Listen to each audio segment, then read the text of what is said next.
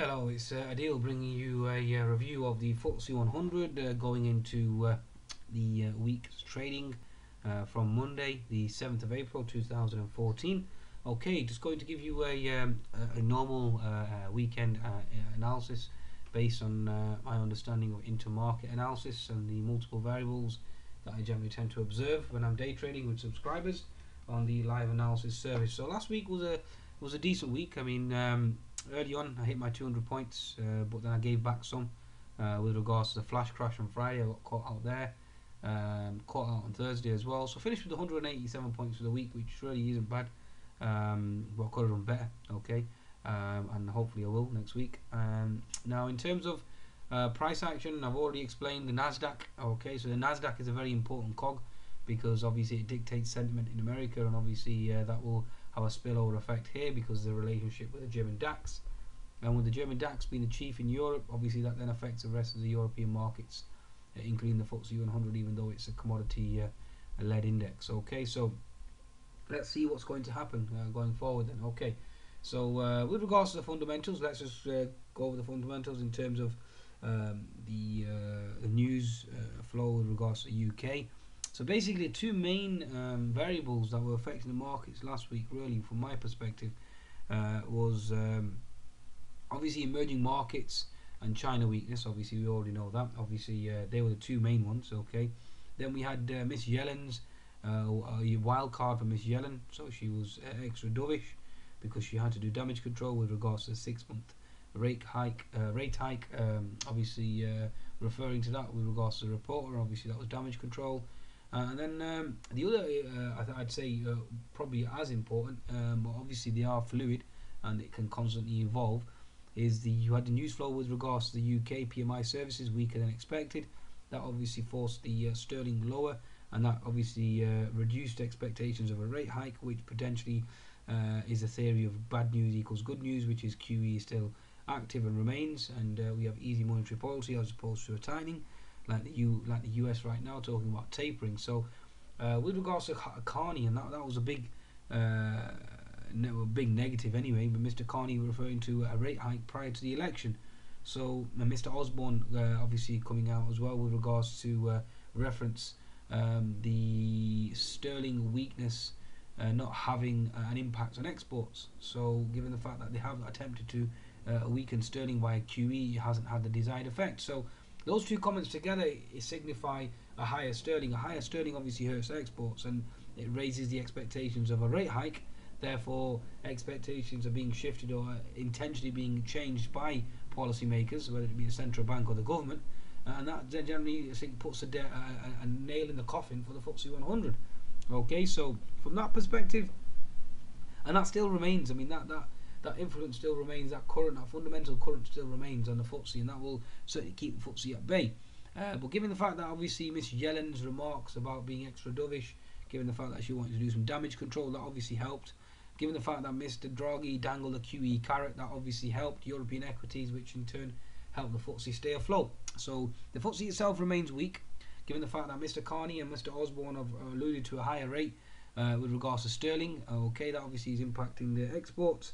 Adding the fact that you had a weaker PMI number as well, again, that's certainly not a number that we want to see when Mr. Carney and Mr. Osborne are talking about higher sterling. So again, that's a double negative. So the FTSE itself was inherently weak. Okay, now the comments from obviously Yellen, obviously with dovish, that was keeping the US markets afloat until we had the flash crash on Friday. Okay, so there's a classical rug pull distribution, call it what you want.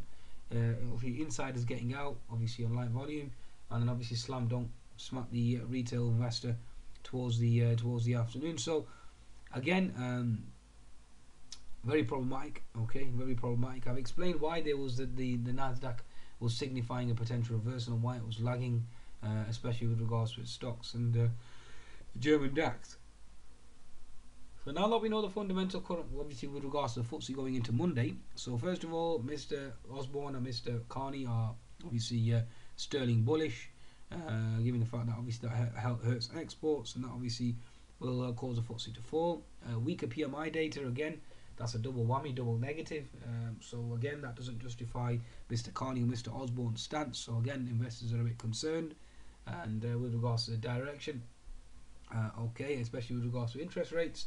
So again, that's a double negative, so that obviously will hurt the FTSE, and the fact that the Nasdaq sold off, the S&P 500, Russell, the Dow confirmed a double top, etc., etc. That all signifies, based on intermarket analysis, based on fundamentals, that we're going lower. So all we need to now discuss is the technical picture. Okay, so let's have a look at the technical picture on the daily chart of the FTSE 100. So let's start with the FTSE 100. Okay, so let's go to our daily chart. So daily chart, obviously you can see 61% retracement, previous support equals resistance. Okay, and that certainly is a solid resistance line where we will find some turbulence. Okay, so based on the daily chart, that's what we have there. And let's have a look at the rest of the daily charts. The FTSE 250. Okay, we are in a bullish channel. That bullish channel will eventually break, and we are going to go south. Why? Because the FTSE 100 is weak, and the US markets are weak, etc., etc., and all the fundamental intermarket analysis arguments that I gave you. Now let's have a look at the FTSE 350. Again, same scenario here. Previous support equals resistance. 61% Fibonacci retracement. Down we go. Okay, so expect a sell-off on Monday. Come Monday with regards to that. Okay, I was slightly early and premature with regards to my short from 6660.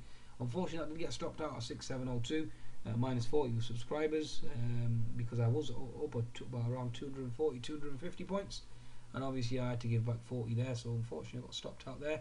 But yes, I was quite early with regards to my short trade, but the analysis remains the same, the fundamentals remain the same. Okay, so the bias remains the same, and that's down, and obviously the Nasdaq sell-off has confirmed that. So that's just another example of how you can use intermarket analysis, forecast resistance in one variable or one market across the globe, and then it will confirm and come out and give you warning signs about the Nasdaq, obviously in the US. So just classical examples. Now, bear this in mind though. Okay, bear this in mind. The sell-off on the Nasdaq, on the FTSE, is supported by the HNS on the Nikkei. Okay, but it isn't supported by the inverted head and shoulders formation in the Shanghai.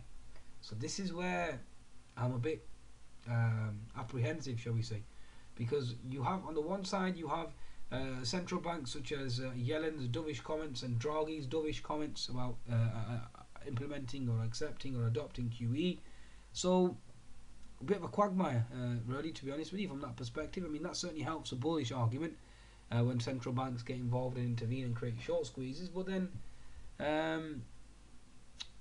what about the opposite? I mean, with regards to the flash crash on Friday, I mean, that needs to be interpreted as well. So we'll see how obviously the Asian markets react, given the fact that the US market sold off and got butchered on Friday.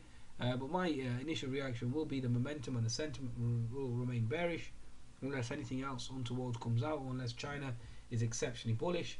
If China is down the day overnight come Monday, Nikkei is going to be down anyway. It's already flattened on Friday. And with regards to yen pairs getting hammered as well, then this inverted head and shoulders will have to wait. We may well have to consolidate more before we eventually break out and close the gap higher.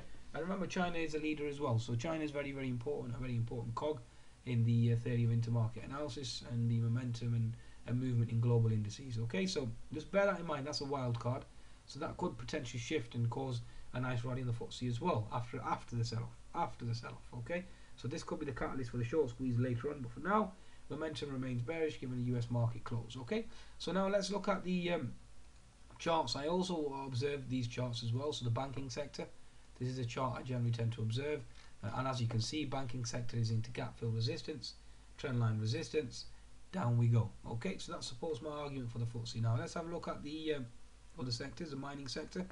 Let's just quickly go to a daily chart. Daily chart, obviously we are into a horizontal resistance here, so although we have got an unfilled gap above that we need to focus on, but certainly into resistance at present. Okay, so we're around this region here. There we go. So you got gap resistance there, or gap fill there. Okay, so that's basically what we're going to observe, and that's certainly a potential scenario. That's if China plays out its inverted head and shoulders, so bear that in mind. This is your resistance level here as well, so therefore there we go. Okie dokie, so that's basically where we are, and certainly into horizontal resistance. Okay, so let's have a look at the rest. The oil producers. Okay, so oil producers, we are oil producing index, or with regards to the FTSE itself, and yep, again potential resistance. Okay, so lower lows. So you've had a lower low here and a lower high, then we had a higher low, and now we're back into resistance. So again, resistance. Okay, so bear that in mind. So those key indexes or key sectors are all potentially into resistance, and certainly doesn't bode well for the FTSE 100. Okay, there's one more sector left, which is a retail sector, which is quite important. It has put head and shoulders on a smaller time frame. Let's just have a look at the larger time frame. Okay, so larger time frame, bearish engulfing candle, and looking for a potential reversal. We had the failed H&S, obviously the market went in the opposite direction, and now we're focusing on that. Okay, so that's basically what we're looking for with regards to that. Now let's have a look at the rest of the FTSE 100. So FTSE 100 smaller time frame, 60-minute chart. Okay, 60-minute chart, as you can see, there's a potential hanging man candlestick there. Okay, and we've got horizontal resistance in this region here. Okay, so certainly exhaustion of the current trend, and now we're looking for a potential move or a break lower. So that's basically what we'll be observing come Monday. So a potential reversal. So obviously, given the fact that we're going to gap down, let's start off by talking about the gap. I think the FTSE was around the 6650 level, so you could see and envisage a test back to the neckline over here. Okay, so we could call the 6640 level. Okay, as the head and shoulders. So hypothetically speaking, obviously, and then the market retraces, comes back here, bounces off here, comes back here, and then down we go. Okay, or alternatively, it could just be one false swoop down. 200 MA obviously will provide support in the interim. And you've got previous resistance equal support here around the 6640 level, but very hard for it to hold. And I won't be surprised if we see these levels below here. So again, keep an eye out for that with regards to the FTSE itself. As you can see, I mean, obviously the FTSE towards the close, we had a bear flag formation, and then obviously we're going down. So again, watch out for that. 200 MA support, so 6660 support. If that goes, then obviously we have to go back down to here, which is on the 6630 level, possibly even further lower. Okay, so that's basically what we're observing at the moment, and let's just take one step at a time and see exactly how this potentially plays out. So yes, I mean, you did have a breakout here. So this is one of the reasons why I was short, obviously, Friday, and I was expecting this wedge formation for here to break and obviously move south. Obviously the market had other ideas and it wanted to short squeeze higher, so we have to respect the market for what it is, and it dictates sentiment and movement, and we just adjust accordingly. So that's basically a wrap, folks. My bias remains bearish, given the momentum, weak or bearish momentum in US stocks, provided Asian markets turn it around, which is very unlikely given the yen pairs having been hammered and butchered. So okay, so risk on, risk off, wax on, wax off. Goodbye now.